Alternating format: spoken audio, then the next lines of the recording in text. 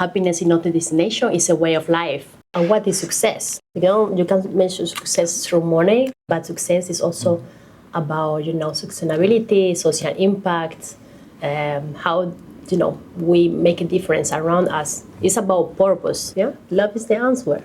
I think most of the people appreciate just a smile and I see you. Many people are not seen, many people are not acknowledged. So just being able to be there, hey, smile, beautiful, and it's for free. So it doesn't cost you anything. Norma, thank you so much for being here. When I was thinking through who I could invite on this podcast to talk about happiness, your name, or your smile rather, popped up very quickly because you have, in addition to a very relevant background that we'll get into later, you have a very positive energy. But before the camera was rolling, you told me that happiness is not about just going around being positive all the time. So I was wondering, what is happiness then? Well, I will use maybe just a main sentence that happiness is not a destination, it's a way of life. Happiness doesn't mean that you have to be happy that everything's going fine. It's good to be optimistic, and I am, but it's also great to be, human and vulnerable. And being happy also demands that you have to accept that you have downs and ups, and those downs will help you to maybe get closer to your inner core and to know better who you are, even in those, we can call it the vulnerable moments, and maybe when you are strongest, because you are taking out all your, frontal, your protection, so you are yourself. And it can be very tough when you are there, but it's really helped you to come back stronger. And I think that the attitude of keeping a positive mind, it helps, If you are the kind of person that is complaining and criticizing and being negative all the time, you will only attract negativity and you will only bring negativity. So I think that thinking positive and being positive had been the key in my life to open new doors, to meet new people, and to always see the light under or at the end of the tunnel, and learn new things, because you can learn how much or how strong you can be in very difficult situations. So you can be proud of yourself, because then you pass the test and you can go to the next level. So I see like a game, let's say like that, happiness game with their 3 steps back and then 1 forward, and then 3 forward and then 1 to the left. So I like to think it's like a dance. Sometimes you dance slow, sometimes you just have to flow with the emotions and accept them. And I think that has been part of my process, how I see, and I learn how to know myself and to just embrace life as it is. Yeah, it's a really good metaphor with the dance. I love dancing, so yeah. probably dancing it can be a good example. At the beginning you will learn and it will be like, oh my God, I cannot do this, it's too hard, especially in the region, that have the hips. But you know what, you can do it. So even when you start something new and it seems to be really impossible, just keep doing it. Just give it time, give it the energy it needs. And you don't have to expect to be perfect, but just participate into it. Yeah. So I think I think that's also a very, very important takeaway, because in today's life, we are faced with so many quick fixes, so many tools, methods. This is going to solve everything, and happiness, productivity, all these kind of things. Figuring out who you are, it's not that one video or one tool is going to fix that, but it's this ongoing process, like learning to dance in a way. Just try to see opportunities, even though, of course, it's tough. Yeah.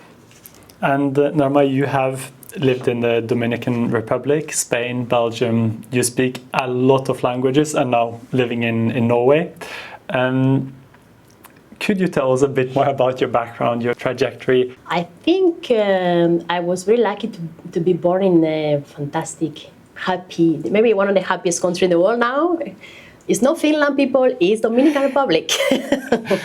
So I was born in a little island in the countryside, in a very humble environment. I'm not coming from a rich family at all, but I grew with a lot of nature, animals, and a lot of love from my grandparents. I'm the last of four kids, single mom that left the country when I was 1 year old. So I didn't have much contact with my father. Basically, my mom left to give us a better future, send money, and get education for that. And then when I was 10, my mother was traveling back and forth, but she decided, like, okay, I want to take you and your sister to Spain. So I traveled to Spain when I was 10 years to 16. I was there in the Basque Country, the best food ever, the beautiful nature and beautiful people. And I think that I always been like very myself. I was like with a lot of color and crazy hair, and I was just shining color. And I used to say Pippi Landstrom from Dominican Republic. So people were naturally just curious, like, or laughing, or maybe making fun of me. But for me, it wasn't a problem. I didn't take it as a bullying. I was like, this is me, and I enjoy being me. So basically, when I talk to my friends from Spain, they're like, I remember when you came the first time to school, we were like, whoa, what is that? So basically, Spain, and it was a great experience. It was my first time outside my country. And then when I was 16, situation changed. My mother wanted to go back to her home country. She had her project, her life there. She built a little house there. My sister got married, have a little girl. And everybody was like in the business and busy. And I was 16, and I was like, okay, what am I gonna do? Should I go to Spain, go to Dominican Republic with my mom? Should I stay in Spain with my sister? Or the third option that was like maybe the less probably the less known for me was to move to my aunt in Belgium. My aunt from Belgium, I maybe met her once in my life. So basically, I decided to just choose to move there. The funny thing is that I was almost illegal as well. So I have been undocumented. I know how it feels to be not existent, invisible in society. So I took a bus from Spain to Belgium. I was stopped by the police that told me, you are going to stay here. And I was like, well, I just going on holiday to visit my aunt, and I was very calm. I don't know how I managed that, but I just say that, and they check out, and there was nothing wrong. So at the end, they just let me go. So I arrived to Belgium. I couldn't speak any French. I knew anything about Belgium, or even my aunt.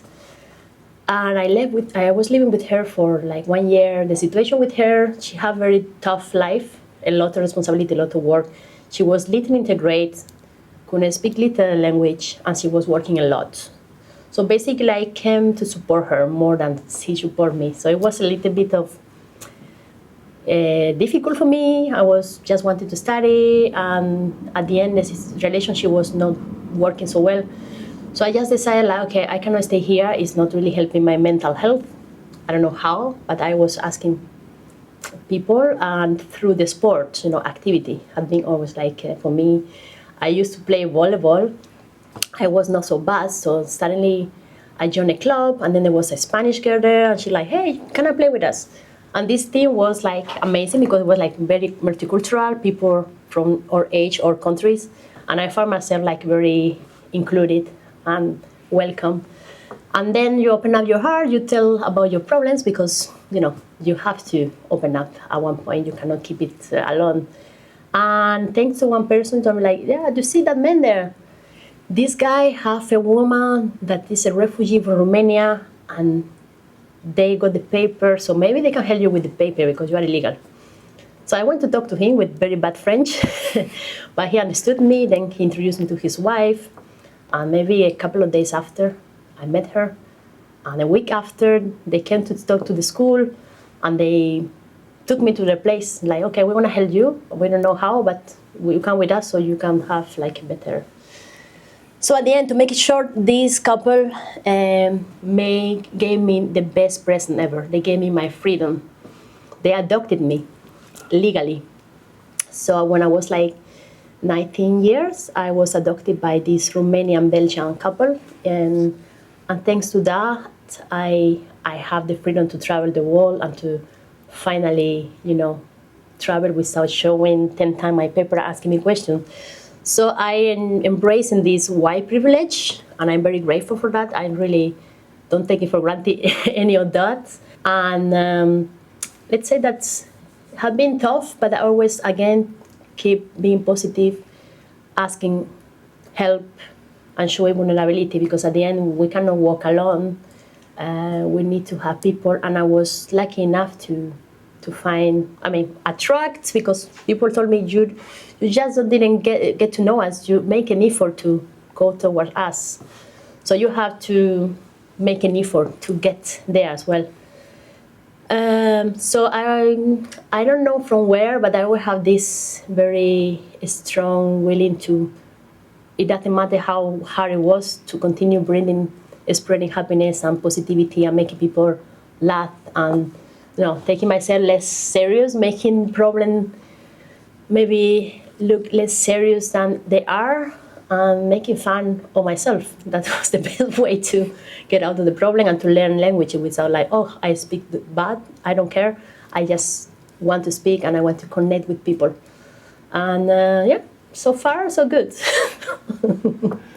And did it always come natural to you, this happiness, being yourself? Yeah, I think that I have the example from my grandfather.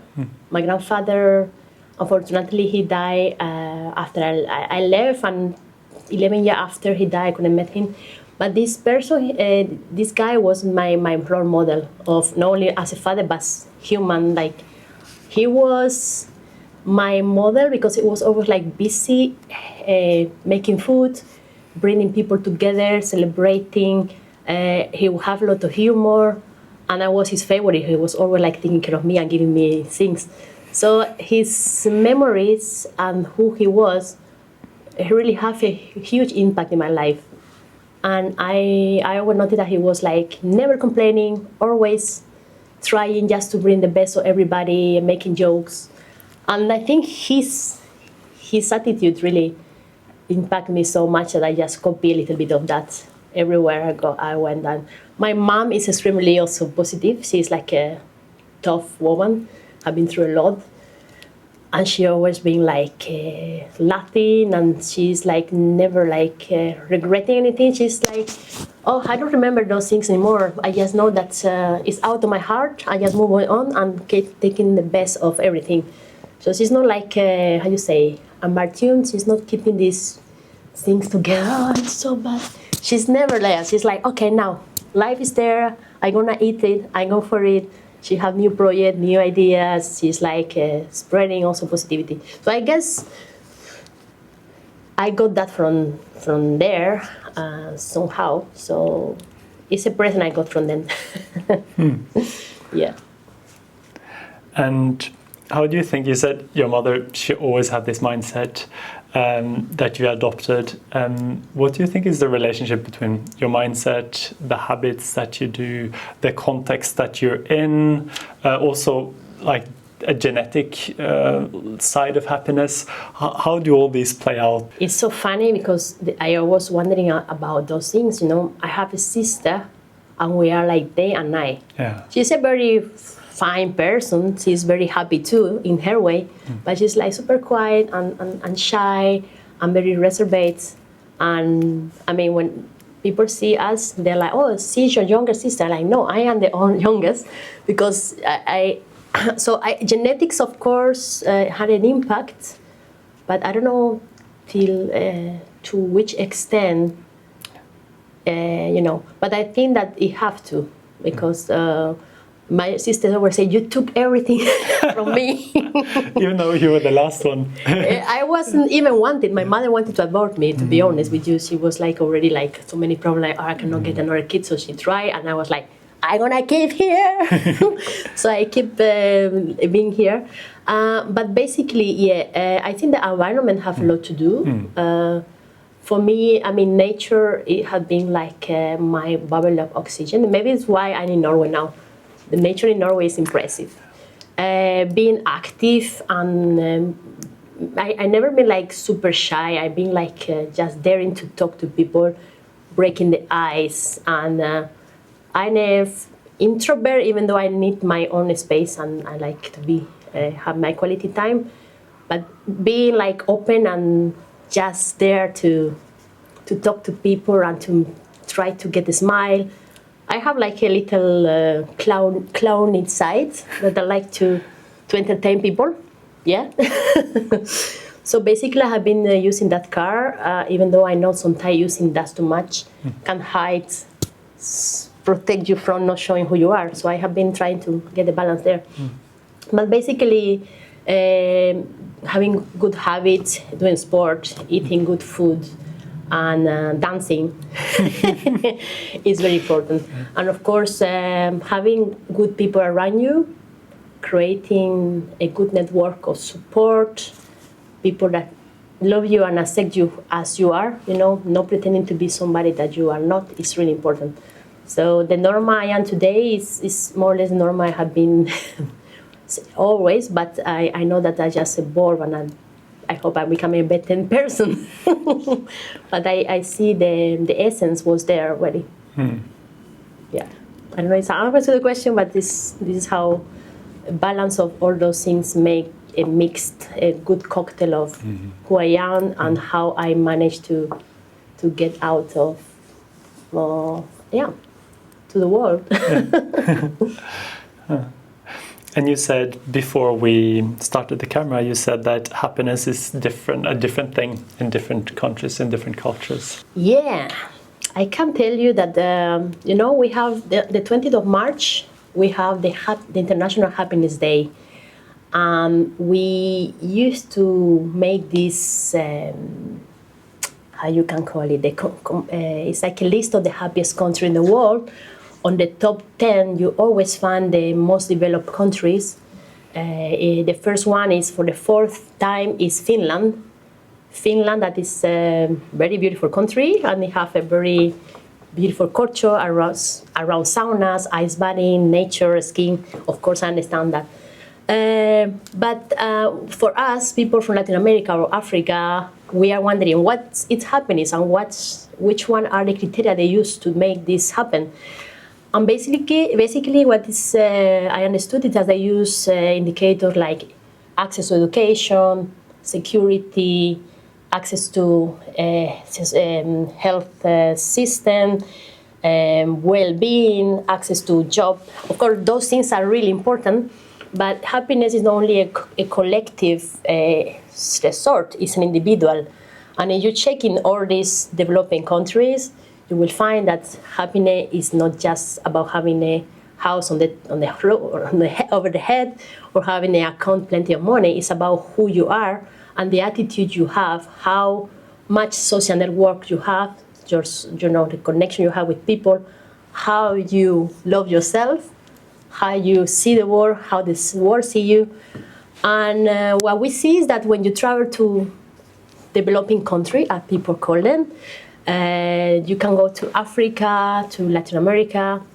I have been working in very poor countries and countries where you have been still war, like Congo or other countries. I just noticed that, of course, they have a lot of problems, but the essence of people is like they are welcoming, warm, including you. They are sharing everything they have. And they are authentic. They are not making it like faking it to please you. And it's a trend I found almost everywhere in the world. And I just noticed that people are as willing to give what they don't have. They are willing to include you. They are willing to show you who they are, their culture. And basically, there is another research that showed that it's not because I'm from there, but the Dominican Republic is maybe one of the most touristic countries in the world. Is popular not only because of their resort and all-inclusive resort, but it's also because of the people. And Dominican Republic is known because people are really like warm, welcoming, inclusive. You can ask anyone that has been traveling there, and it proved that basically we have something. And I think it's the mix of all so many cultures. You know, we are African origin, we have Jewish people, we have Chinatown there, and everybody managed to live together and really have, a grateful and wonderful life, even though it's tough every day. But people just take it day by day, carpe diem, here and now, step by step. And you know what? They are present in the moment. They are really there with you. They will be there dancing with you. Here, unfortunately, you are sitting next to somebody in the bus. Everybody is sad, it's cold.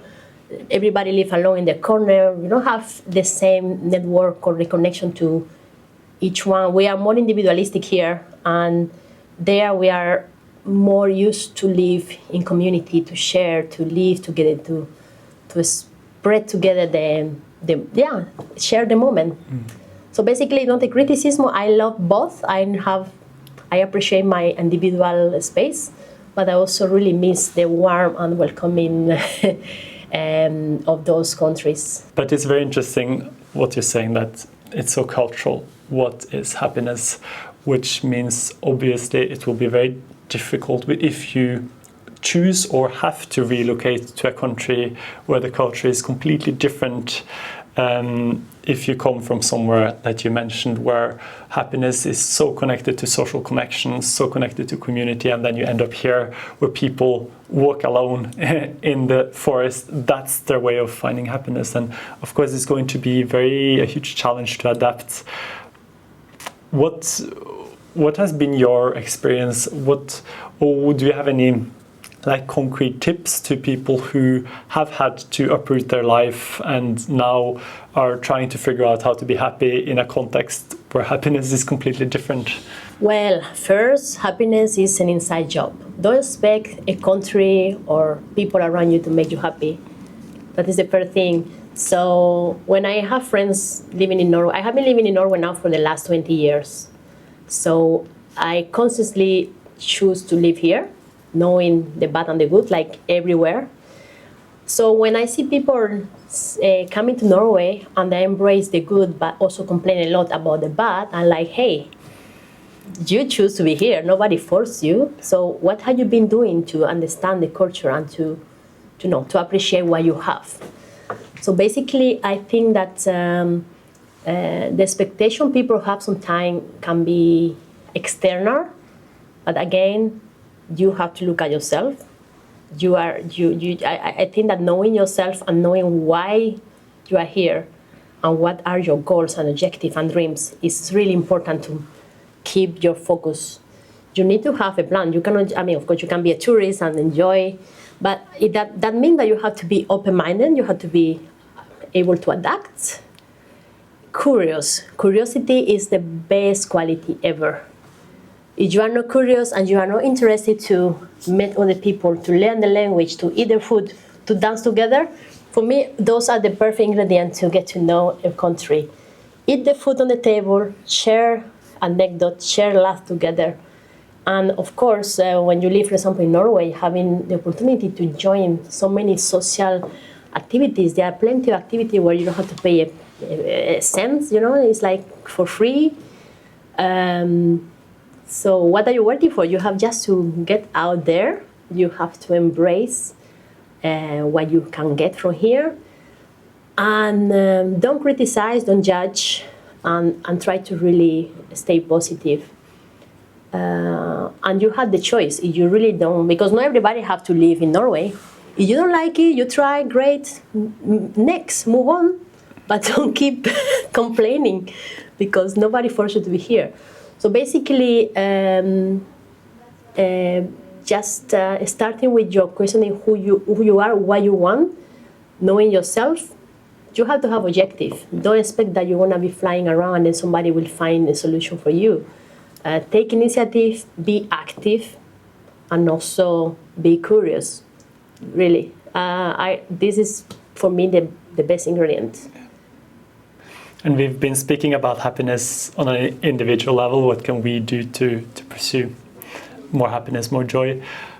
Happiness on a structural societal level? What can we do as a society to help the population live with more well-being, more happiness? There is an individual level responsibility. It have to be shared. Yeah. Just to finish the individual level, I want to share with you that there are some courses for free. The University of Yale in US has a course called The Science of Well-Being. It's a fantastic course, not only for professor or people interested into this topic, but for individuals. It's completely free, and it's like a fantastic tool to help you to deeper into those topics, not only at the individual level, but also at the collective level. So, collectivity. I think that responsibility have to be taken from the top as well. Luckily, we live in a country, Norway, that is like a welfare state where you have a lot of focus on equality, inclusion, diversity. And it's not the best country, but it's like one of the countries that offer a lot of effort into that. I think that there will be always differences, but Norway is always trying to empower people and to give opportunities in different ways. We have a lot of benefits and support, courses, monetary support that can help you to start your own business you want, or to, learn the language, but you have to be active. Again, you can get the fish from Norway, but they also can give you the opportunity to learn to fish again. So how much are you willing to fish, to learn to fish? That is the question you have to ask yourself. I think it's really, as you say, it's very much a combination about, of course, the society has a responsibility in providing safety, stability, kind of the foundation for you to thrive. Exactly. And then I think the school system that every citizen has to go through is a very good place for learning social skills, societal skills, like how to deal with life in a sense. And I think we're just starting to discover more, not just learning mathematics, history, all of those things, but also learning human emotions, psychology. I think that's so interesting, this shift. And then the workplace is also one of these common arenas where most of us gather, which can be a huge source for happiness or, unfortunately, sometimes unhappiness. The Happiness Factory. Your project, what is it and how is that related to happiness in the workplace? Well, the Happiness Factory is like my newborn baby. It's a long life dream project where I really was thinking, how can we spread happiness and well-being not only at the individual level or community level, but also at the workplace. This happened to me because I have been working into integration issues and working with a very vulnerable group that demands a lot of effort. And when you are working in a system where you are not appreciated and you don't have the support or the knowledge you need to make a better job, to not only secure quality, but also that you have the quality of at work you need, then it's difficult to achieve, to give a good impact, societal impact, and this is really important. So I was just checking around me and saw how many people are getting sick continuously at work. The tax of absenteeism is huge. Norway is one of the countries that pay the most money into this. We get a lot of money, but then it costs a lot of money to the state. So I was thinking, how can we save money, but at the same time increase the impact in society, and at the same time make people happy? There is not like a done solution. It's not like something that you have the solution right now, but it's a process again. It demands that the teams, the leaders of the organization, the top of the organization, the middle one and the lower one, have to make an effort, an assessment of how they are doing. You can call it a satisfaction interview or a request, but it's more about the long term, because many companies can make like dissatisfaction and then they can make a dinner or celebrate gay pride with flags and stuff, but this is not happiness or well-being. We are talking about how to create a long-term impact making structural changes. That means that you have to change the mindset mainly. Mindset is not something that you change pressing the button. It's like a process that can take a lot of effort, time, energy, resources, of course. Not everybody is willing to put the energy, but at least more and more companies are open to that. But what I notice is like a simple, small details, small things can make a difference everyday life. If you have a good leader that see you as you are, appreciate your job, give you responsibility, at the same time support you, is available, and also make you face challenges and see how you will take responsibility.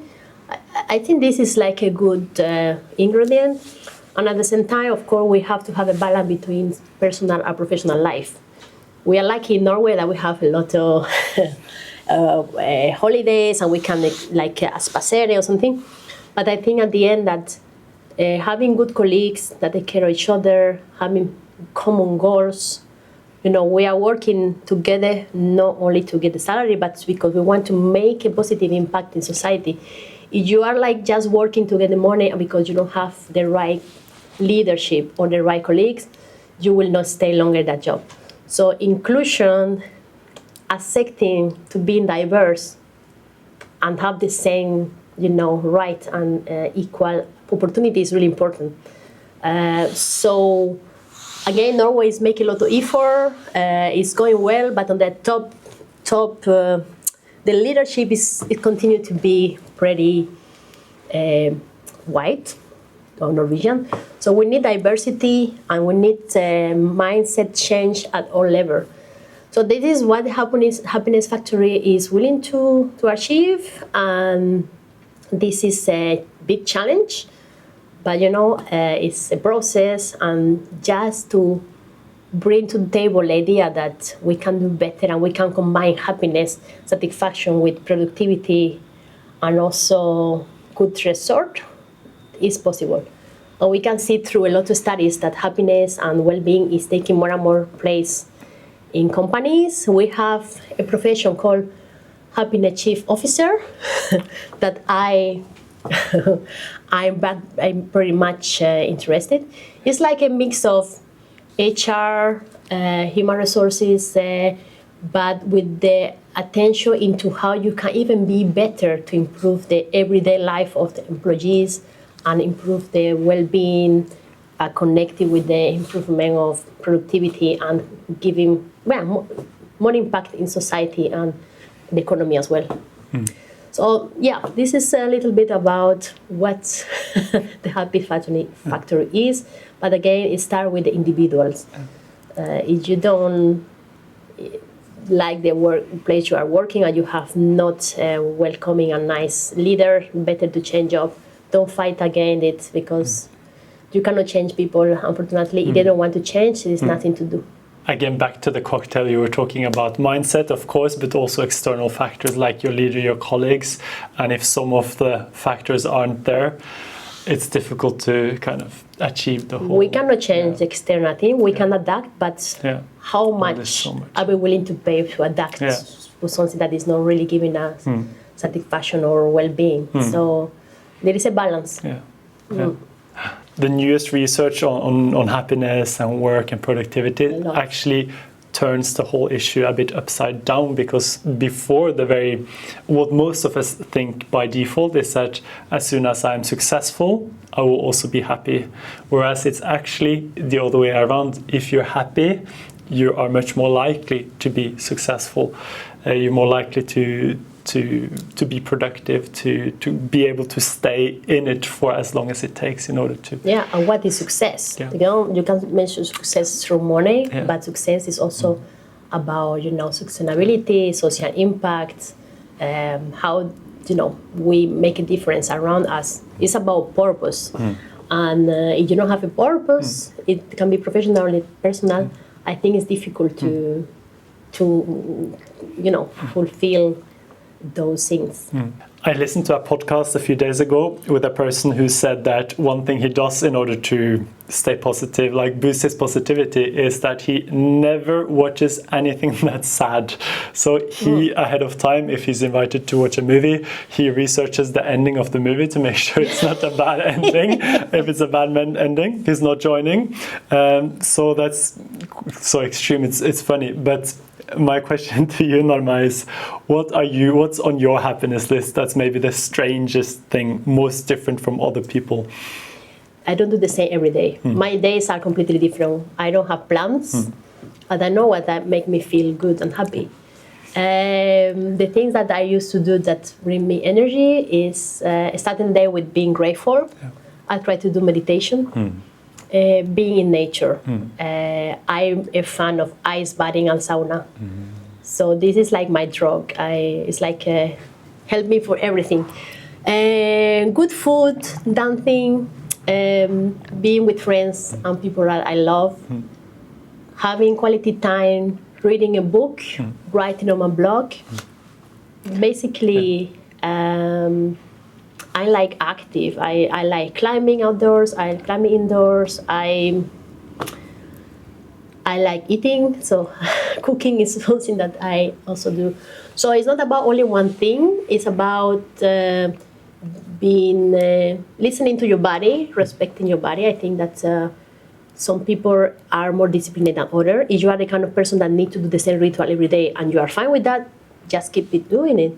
But I like I like to go with the flow. But even though I really like meditation and yoga and being grateful, I really try to wake up in the morning, don't touch the phone or try to avoid social media.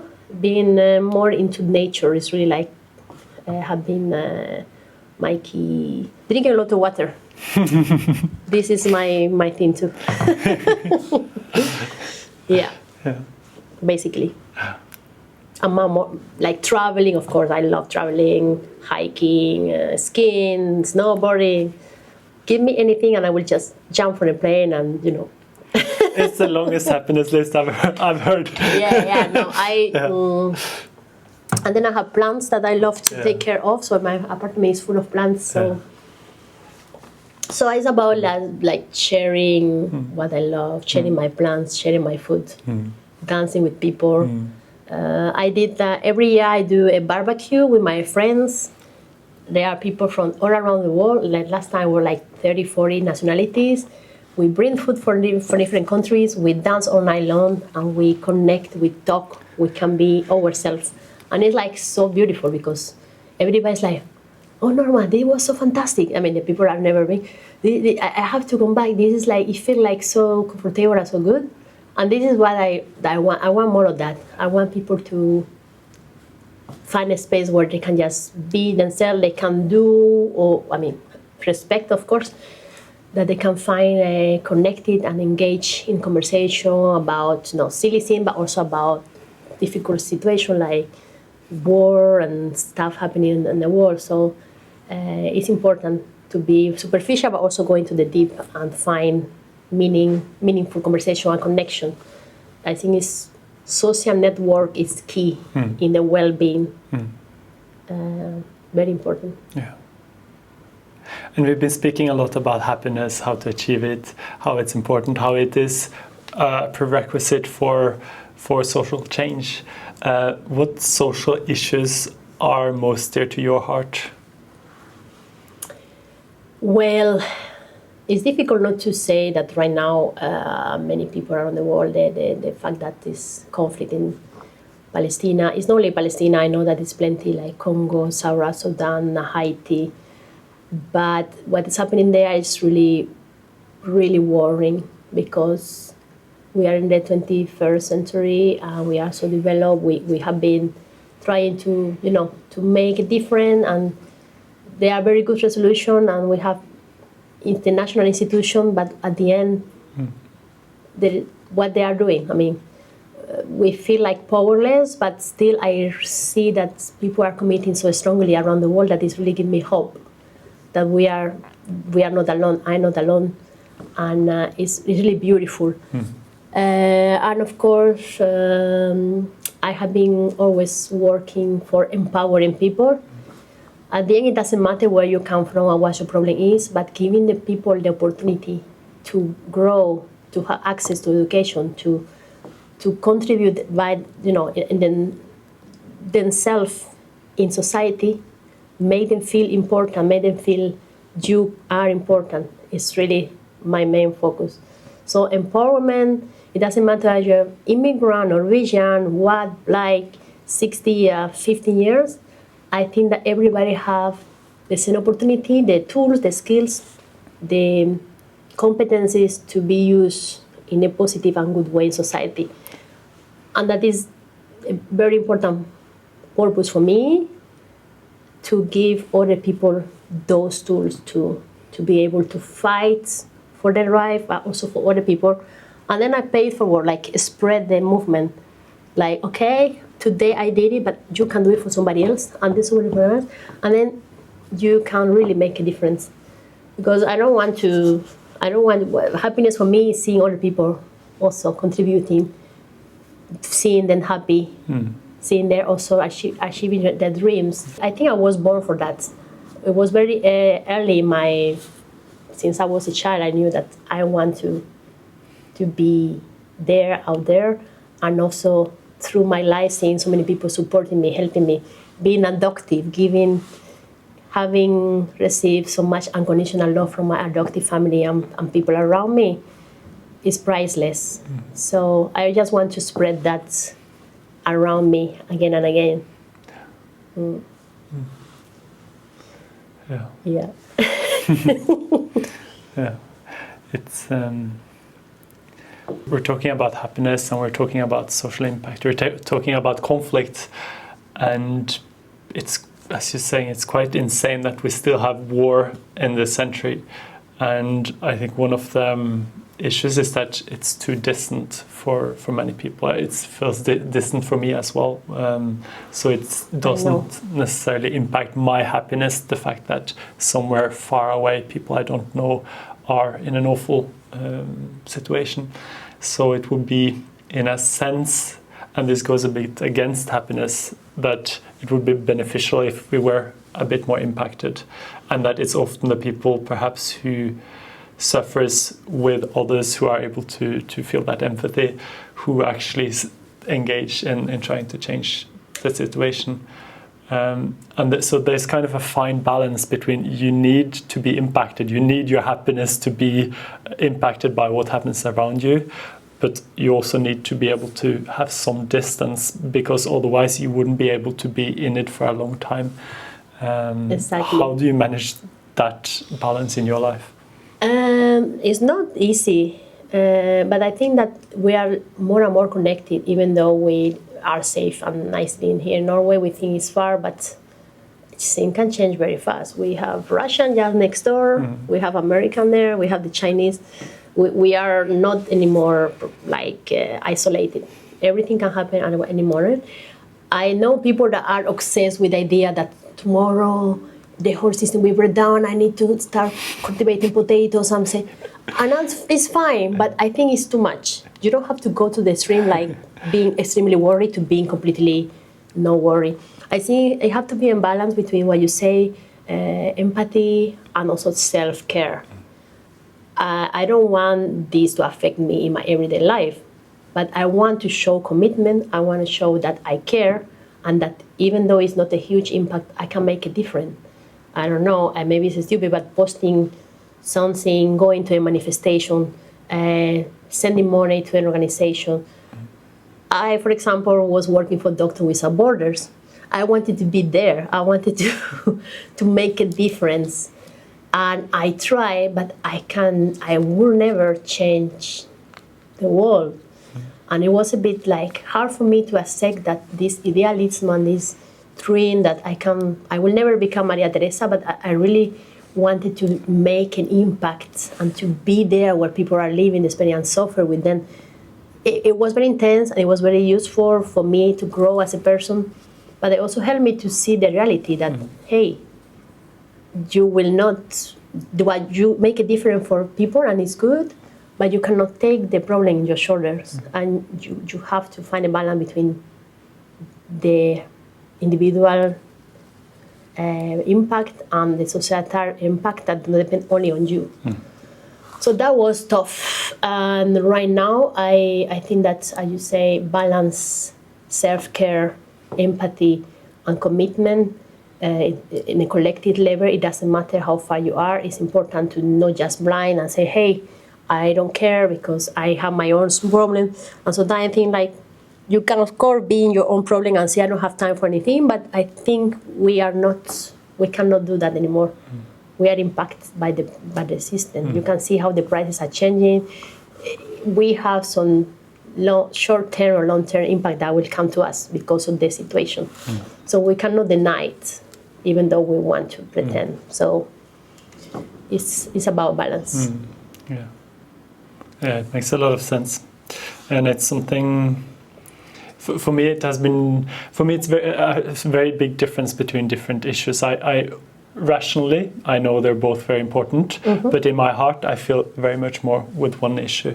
So I think that's one exercise that we all need to do more of in a world that is so complex. We need to, of course, care about the issue that we are passionate about, but we need to also rationally see the other issue. For me, for example, wars going on, it's too far, so I don't feel it enough, but it is still okay if you rationally can behave in a way. You can understand and behave. And again, it's about a very basic thing. It's about kindness and respect, mutual respect. And this is what I can see. Like, it's why integration and connection and sharing culturally is really important. I think it's basically some human relationship that made all this. Of course, power, egocentrism, all this shit. But basically, in those countries where people are in conflict constantly, we're sharing more together and giving themselves opportunity to just, like, okay, we are different, but you know what? It's fine. I'm happy to know who you are. But we are, unfortunately, many people are not able to do that. And that is the problem. So the day this barrier will be fell down and we are able to see human as human, not as enemies, because everybody have bad and good, but as long as you accept that and you try to respect and to build up together, I think it's possible. But when you deny the system or somebody and you think that you have more right than another, everybody has the same right. Humans are human, everybody deserves the same opportunities. One thing for me that has been very important is at least do all that I can do, because then it doesn't necessarily make me less worried, but it gives me a peace of mind. At least I've done what I can, and of course you can always do more. Again, I think like putting yourself under pressure or feeling guilty about things that are not depending on you, it's really important just to say like, hey, I acknowledge that, I see it, I can try to understand it. But as you say, you have no control. You can do what you can when you are, but you can not take responsibility because this is like outside your own reach. So basically, I think it's a very healthy attitude. You have to take care of your mental health first. You cannot save the world, unfortunately, even though we have the will to try. And Norma, if you could speak for 1 minute and the message would be broadcasted to every citizen of Earth, how would you spend that minute? Well, I think I will come back to what I just said, like kindness, empathy, sharing, being curious about other people is the key for me. Maybe it sounds too much naive, but if everybody just start with that every single day with a simple smile, I think will make a difference. And it doesn't cost you anything. Just to be, hey, acknowledge you are there, and be kind. Be able to just be present and share a moment with the person that maybe have a lot to share and to exchange, to learn from each other. I think it's the richest experience.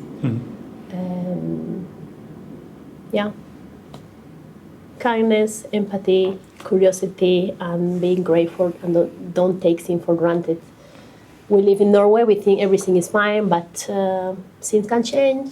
Don't take for granted this comfort you are living in. Be aware, embrace it. I think that's enough for a minute. I don't want to sound too cheesy, but it's basic. Yeah. And for me, it has been like a very good ingredient in my life. I think most of the people appreciate just a smile and I see you.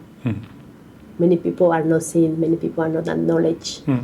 So just being able to be there and hey, smile, it's beautiful. And it's for free.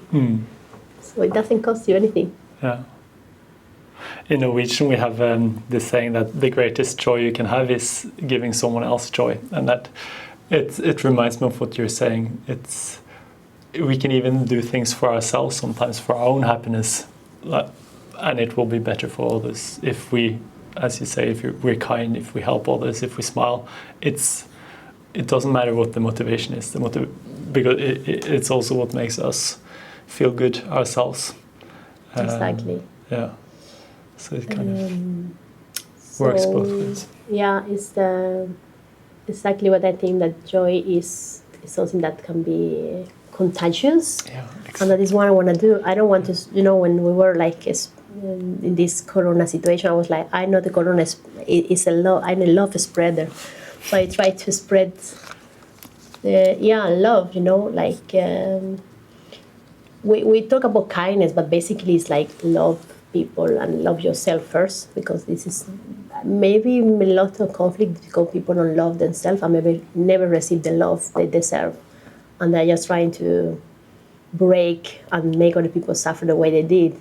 So basically love is, as the song say, love is the answer, and basically it doesn't matter how much you get, but at the end you have the right people that offer you that little thing that seems to be not so important, but it is the love of being seen, heard, taken care of, being just, feeling safe from your childhood or until you are 90 years, because there are many people sitting in sykehus alone, but you just need a warm, hey, how are you today? Or just a hug, simple things. I live alone, and it's a choice, of course, but sometimes a choice. Let's say that. But basically, I really miss sometimes the physical contact. So I am a very physical person culturally, but since I live in Norway, I have been like very careful, like, why are you touching me now? What's going on? So when I go back to my home country and I see how people are like, or to Spain or Italy, how people are hugging, kissing and stuff, I'm like, okay, what do you want? But then I remind myself, like, hey, this is normal. Yeah. This is normal that people touch each other, people hug each other. It's just because you have been living too long in a country where the distance is important. So I try to bring that back to me and just continue doing that, and not forgetting that it's just a basic thing, and we think that we don't need it, but basically we need more contact, more touch, and just physical, but also the connection that we don't. Like looking into each other's eyes. Here, sometimes it's so difficult. People don't dare to look at you into the eyes. So when you do it and you give a smile, I just smiling around. I just see people smiling to me, and they're like relax, and then like, hey, you made my day. And it's like a small experiment I do. That's very nice. Yeah. And what do you think is the impact of one smile? How much happier does it make the average person? I don't know, but what I feel when it happens is like something magical. It's like, hey, I see you and you are beautiful. Like, you don't need more than that just to be yourself. And I think that some people really appreciate that. Maybe then they are too used to be so serious, and then they just cross a smile, and then they smile back. It's like so nice. It made my day. I don't know if they made them their day, but it's really make me feel good, and it's addictive. Yeah. So you should start doing that. But you smile very often. Yeah. And I try to smile a lot to strangers, and I'm thinking if strangers, if other people get as happy from a smile from a stranger as I get, I would say I get maybe, if I get 1% happier or 2% happier during my day if a stranger smiles to me, that's quite a lot. And I think if other people feels the same, I really like this concept of social impact, these models, how you can. So I'm thinking if I then succeed to smile to 50 people, which is reasonable if you go to work, you go to the tram, you go to the store, you can easily smile to 50 strangers. And maybe they will smile to others. That's a very good point. Because it's like a contagious effect, you know? Yeah. Oh, that's really good. So the social effect is even bigger. Exponentially it's increasing. So don't underestimate the power of smile. It's really, really powerful. Yeah, absolutely. Especially in the winter. Especially in the winter. Yeah. So maybe 5% happier in winter. Yeah. Really good. We have a closing tradition, which is that the guest leaves, the first guest leaves a challenge for the next guest and the listeners to kind of help either to increase the positive impact either on the person itself or on the world around, or both. So I'm wondering, what is your challenge? Well, I think that's doing something that can put you outside your comfort zone. Maybe it's too easy, right? But I know that we all have these challenges. Those challenges where we are like, oh, that thing I will never do, or I cannot do that because I'm too shy. Or so, what is that you feel that you cannot do because you are it's too challenging for you or too shy? So I'm very curious to hear what the next speaker have as a challenge. So my challenge is like try to get out the comfort zone and tell me when you did it, how do you feel, and will you do it again? So let's say for the entire next week, everyone who accepts the challenge shall go out of the comfort zone at least once every day. If you are a bad dancer and you never went to dance classes, go to Cafe Sur and choose a night and go and give it a try to dance bachata or merengue or reggaeton. Just do something different. If you are afraid of high, go on climbing. If you don't like ice bathing, go and give it a chance. If you are single, go for a date. I don't know, but do something that you will be proud of yourself. Do you have something that you want to... No, that is such a good challenge. Actually, I was thinking if I was to interview myself, what would I give as a challenge? And I would give exactly the same, simply because it's meant so much difference to me in my life. A few months ago, I put that on my daily to-do list to leave my comfort zone. And it's always been uncomfortable. It's always been scary, but it's always been worth it every time. So I think it's, So have you done some things already? Yeah. What was the most challenging that you really feel like, oh my God, this is too much now, but you still like jump on it? The most challenging, that's a very good question. Or like you felt like the emotion or your body was like really stressed, and then when you did it, like, oof, it was not so bad, or something like that. Oh, that's a very challenging question. At least one which pops to mind is that I asked, now that I'm trying to launch a new project, the Handprints project, what was us inviting you here was for one day, was one thing that was outside of my comfort zone, because it's still scary, it's a new concept. But a few months ago, I invited someone to a professional dinner. It was someone I'd seen in a conference, and they were here in Norway just for a few days talking about impact measurement. So I thought, why not invite them to just a dinner, which would be social. It would also be nice. We would learn everyone. and they politely rejected, which is one of the most terrifying things you can feel as a human being, I think, rejection. Yeah. But despite that, I still felt better because I was so proud of myself, and I felt I'd grown, I'd gone out of my comfort zone, and it felt better being kind of failing at being who I wanted to be, someone who invites people to a failing to dinner. Learning. Yeah, than being safe, doing what I've always done. So now you can do it more often without problem. Yeah. So then we'll check in a week to hear what's the experience of everyone. Do you want to know some of the challenges I have? Yes. I jumped from a plane. Wow. And then two other challenges I have is I was naked on TV. Wow. And I also went to this TV program called Survivors. Yes, that was very brave when I saw you did that. Yeah. Maybe it sounds like, oh, Norma is very stubborn, so it's fine for her. But it was a challenge for me because it is, of course, on very special situations. But the more extremely different it is from what I know, the most exciting it is. Yeah. So I like to put myself in those situations, even though I'm like, fuck, Norma, why you did that? Yeah. Why did you decide to do that? Yeah. But at all of those situations, I also learn a lot. Yeah. To know myself better, to handle that situation better, and to see how I am with people in those situations. And I'm looking forward for more. So basically, you'd actually like to receive. You can do your own challenge as well. The next week, you can. I have been doing things that most of the people feel is comfortable. Like for me, deciding to live in Norway without moving, that was the biggest challenge because I was used to travel all the time. So basically, stability is my instability right now. Yeah.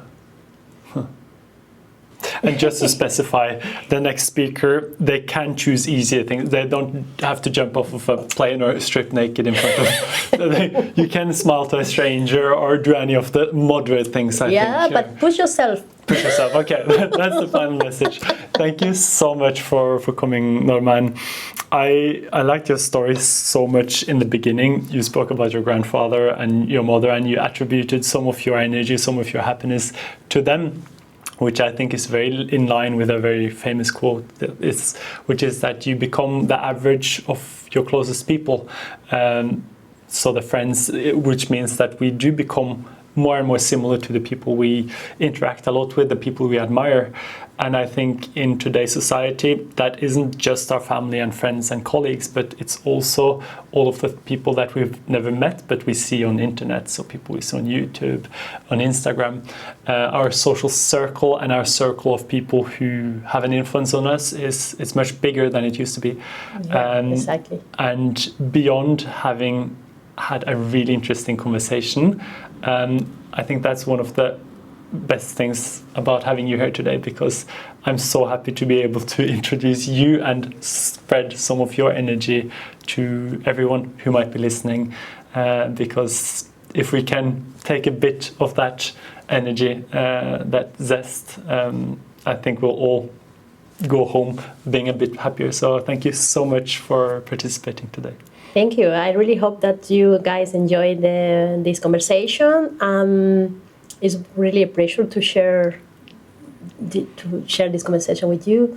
And in case you are willing to know more about me, I have my blog that is called My Crazy Carpe Diem Life. And you can also find me on Instagram with the name Norma Carpe Diem. So you are really welcome. You are wondering about, question about other things, or you are curious, you just want to say hi. I'm always welcoming people to connect with me. So I wish you all the best and stay positive and happy. And remember, carpe diem, here and now. Wonderful. And we'll add all these links in below or above or wherever there's texts. Yeah, I can send you, but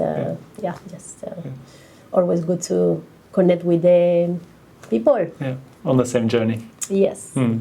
Thank you so much. Thank you.